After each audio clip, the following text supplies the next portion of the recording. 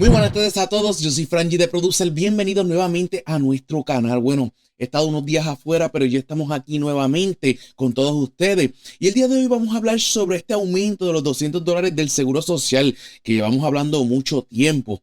Porque no lo traje yo, esto yo no me lo inventé, sabemos que esto lo han hablado los senadores, lo trajo el presidente, todos nuestros gobernantes pues han hablado sobre esto. Nosotros simplemente se lo recordamos y seguimos la noticia para ver si todavía se está hablando sobre esto, porque yo sé que muchos de ustedes pues están interesados en recibir un poco más de lo que reciben ahora mismo del Seguro Social. He tenido personas que me han dicho: Fran, lo que yo cobro del Seguro Social son 400, 500, $600, no vale la pena, no se puede vivir con esa cantidad de dinero. Y dependiendo del estado donde usted viva, el costo de vida es diferente y puede que se le haga más difícil todavía.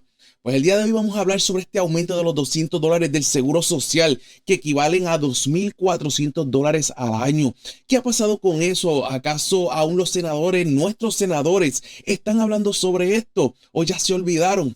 Bueno, y ahí es donde vamos entonces para Bernie Sanders, que en estos días los senadores tuvieron una audiencia urgente relacionado al Seguro Social y sobre los aumentos prometidos, sobre estos $200. Él lo menciona, sobre la condición de vida que están viviendo muchas de nuestras personas mayores en este país, que se considera el país más rico del mundo, según muchos, y viven mucho en pobreza. Yo creo que usted escuche exactamente qué fue lo que dijo Bernie Sanders, ya que hace tiempo no escuchábamos a Bernie Sanders. Por un momento yo pensé que incluso ya se había rendido o que había dejado de luchar por este aumento de los beneficios, pero hoy veremos que no. Bueno, mira lo que dijo en esta audiencia sobre la condición de vida que están viviendo las personas mayores en este país y con relación a ese aumento de los $200 que él, al igual que muchos otros senadores, han propuesto para el Seguro Social. Solo le voy a pedir una cosa a todos ustedes, un favorcito pequeño. Es que si usted quiere que también se dé ese aumento al Seguro Social, le den like a este video. Eso es todo lo que le voy a pedir y estoy muy agradecido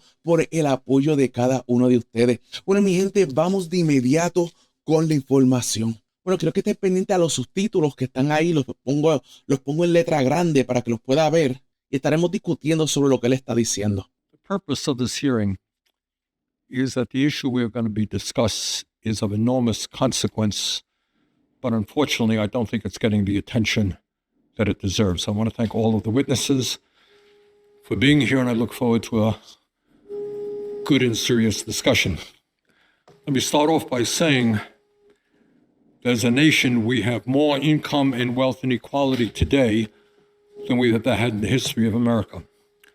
While the billionaire class becomes wealthier, our social safety net for the most vulnerable in our country remains far behind other wealthy nations. It's a disaster. And if we do not get our act together, it's only going to get worse. We have the highest rate of childhood poverty of almost any major nation. Our child care system is now dysfunctional. More than 600,000 fellow Americans are homeless, and over 85 million are uninsured or underinsured. But let's be clear. It's not just the children and the poor who in the richest country on earth are hurting. Our nation's senior citizens are struggling as well. The truth is that we now have a retirement crisis in America that demands our immediate attention, which brings us to the subject of today's hearing.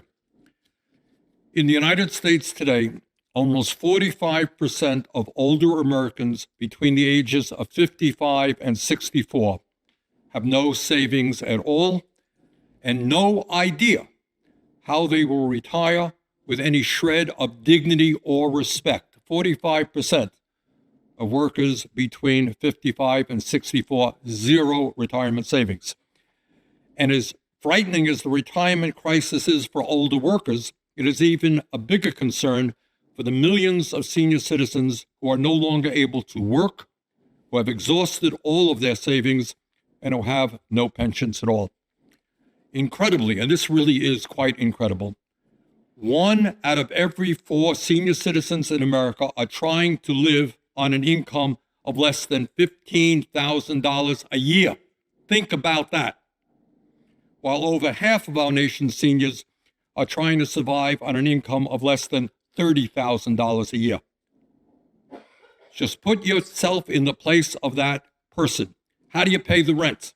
How do you pay for health care and prescription drugs? How do you put food on the table on just $15,000 or even $30,000 a year? And the truth of the matter is that many cannot.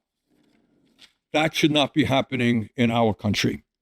According to the OECD, the Organization for Economic Cooperation and Development, we now have the dubious distinction of not only having one of the highest rates of childhood poverty in the industrialized world for our children, we also have one of the highest rates of senior poverty compared to other wealthy nations as well. In Denmark, only 3% of seniors live in poverty. In France, 4.4%. The United Kingdom, 15.5%. But in America, over 23% of seniors are living in poverty. I would hope that we would agree that that is simply unacceptable and that's got to change. 50 years ago, it was not uncommon for corporations to provide workers with a defined benefit pension plan that guaranteed a monthly income in retirement.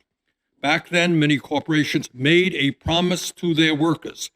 If they worked at the same company for a reasonable period of time, they would be rewarded with a monthly check that would enable them to live comfortably in retirement. Not a radical idea. That's what it was then. The longer you worked at the same company, the bigger your retirement check would be. And the employer would bear, in those days, all of the responsibility to fund the pensions of their workforce. Sadly, tragically, those days are mostly behind us.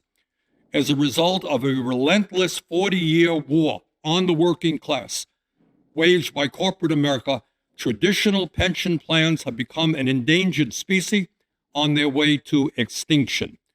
And the result for workers has been tragic. In 1983, 31% of American workers were at risk of not being able to maintain their standard of living in old age. In 2020, that number rose to 51%. In other words, we are moving in exactly the wrong direction.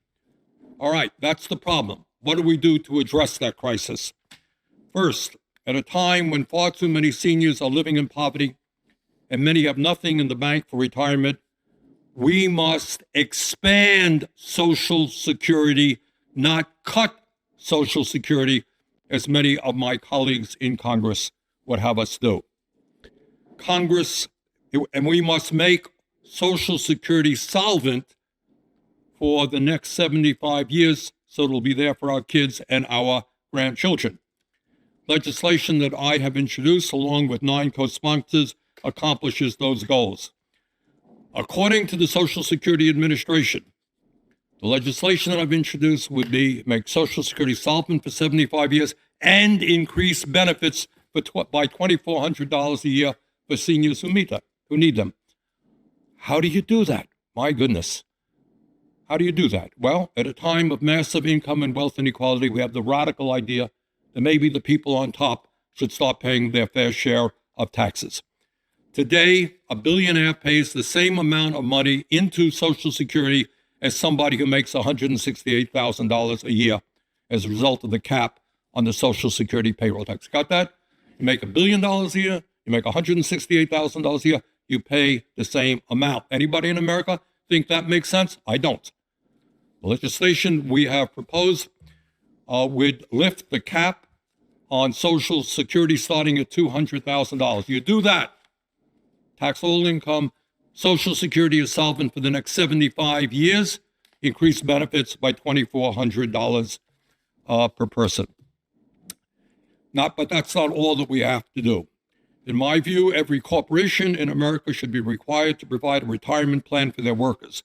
And if corporations choose not to offer a retirement plan, they must give workers the option of contributing to a federal pension plan similar, guess what, to what members of Congress have. How's that? Good for Congress, good for the American people. Today, federal employees and members of Congress have a certain percentage of their salaries deducted from their paychecks and put into the FERS program that provides a pension based on salary and years of service. Bottom line, if it is good for members of Congress, our staff, it's good for the American people. Bueno, mi gente, vimos como Bernie Sanders habló sobre la crisis que están viviendo ahora mismo las personas retiradas y sobre este aumento de los $200 que él propuso, o básicamente su plan para mejorar el seguro social. Pero hay puntos básicos que quisiera discutir con ustedes que se hablaron aquí, que él habló aquí durante esta audiencia. Él dice que tenemos una crisis de retiro que necesita una atención inmediata. Inmediata significa no mañana, no pasado mañana, significa ahora. Y él está hablando sobre las personas que están entre los 55 a 64 años, donde él dice que el 45% de estas personas tienen cero guardado en sus cuentas de retiro. O sea, nada. Esto sin contar las que tienen probablemente $1,000, $2,000, $3,000, $5,000, que una emergencia médica automáticamente se puede llevar todo ese dinero. Y esto pues es un gran problema. Esto es un problema enorme, el cual está viviendo gran mayoría de los jubilados. Él dijo que una de cada 4 personas retiradas están viviendo con menos de $15,000 al año.